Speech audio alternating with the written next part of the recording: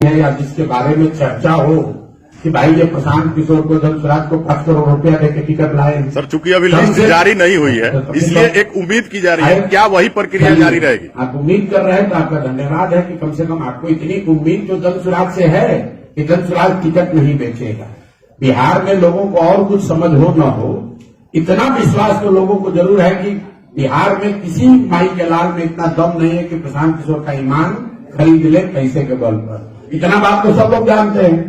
तो भरोसा रखिए, जब टिकट बटेगा उसके बाद अगर कहीं आरोप लगा और आरोप में आपको कोई सच्चाई दिखी कि प्रशांत किशोर छोड़िए, जन स्वराज में भी किसी ने पैसा लेकर किसी को टिकट दिलवा दिया, ये आरोप अगर प्रूफ हो जाए, आप जिस दिन बता दीजिएगा उसी दिन राजनीति छोड़ देंगे।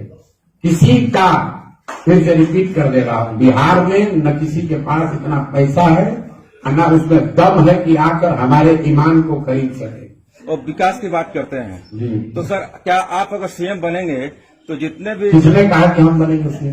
नहीं, हमें फ्यूचर की बात, अगर मगर क्या होता है सर, अगर मगर क्या होता है? अगर जन स्वराज की सरकार बनेगी ठीक है, तो बिहार में विकास की बात होगी, ठीक है, शिक्षा रोजगार की बात होगी, और आप देखेंगे कि भ्रष्टाचार को कितनी कड़ाई से तो सर जितने यहाँ रोका जाए। जितने भी बिहार सरकार का बजट है 3.25 लाख करोड़, और अगर सारे जनप्रतिनिधियों का पेंशन जोड़ दीजिएगा तो 500 करोड़ भी नहीं होगा।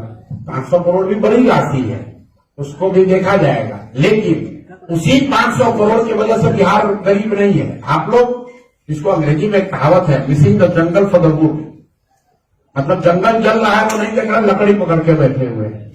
ये दूसरे नेताओं की तरह हम ये बयानबाजी नहीं करते हैं कि हम आएंगे तो सबका पेंशन रोक देंगे। हम तो ये चाहते हैं कि जनप्रतिनिधियों का पेंशन और बढ़े, लोग कितनी तरक्की हो कि बिहार में लोगों की आमदनी बढ़े, लोगों को रोजगार बढ़े और जनप्रतिनिधियों का भी मानदेय बढ़े। गोवा में, ध्यान से सुनिए, गोवा में प्रति व्यक्ति आय है 2 लाख रुपए। वहां पर एमएलए को सबसे ज्यादा मानदेय मिलता है देश में। बिहार में प्रति व्यक्ति आय है देश में सबसे कम, और यहाँ सबसे कम लोगों को मिलता है मानदेय। यहाँ के वार्ड सदस्य को, यहाँ के मुखिया को, यहाँ के सरपंच को, यहाँ के प्रमुख को जन स्वराज की व्यवस्था बनेगी तो उसको 2 गुना, 3 गुना, 4 गुना ज्यादा पैसा मिलेगा। क्योंकि हम लोग सत्ता और संसाधन के विकेंद्रीकरण के पक्ष में हैं।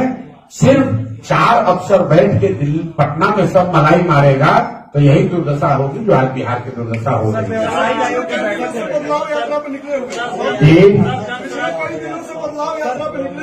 कई आपने कई वो सवाल कीजिएगा,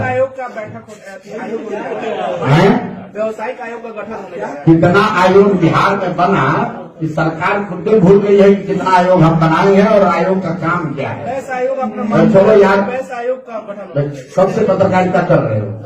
कम से कम 25 को आयोग में हम लोग खुद देखे कौन बनता है, आयोग किसलिए बनाया गया है। ये राजनीतिक एडजस्टमेंट के लिए किसी को आयोग का बना दिया। आरक्षित कोटे की बात हो रही थी सर, आरक्षित कोटे की बात हम लोगों ने सुनी है राजनीति में, लेकिन आरएसएस कोटे की अब चर्चा हो रही है। सर क्या कोई आरएसएस कोटा भी होता है? मेरे भाई, मैंने बताया 2 दिन पहले पत्रकारों को कि हम लोग ये सुनते हैं कि नेता दल बदलता है, एक दल से दूसरे दल जाता है, लेकिन कुछ नेताओं ने उसके आगे का गुणागणित लगा लिया है। उसमें है एक अशोक चौधरी।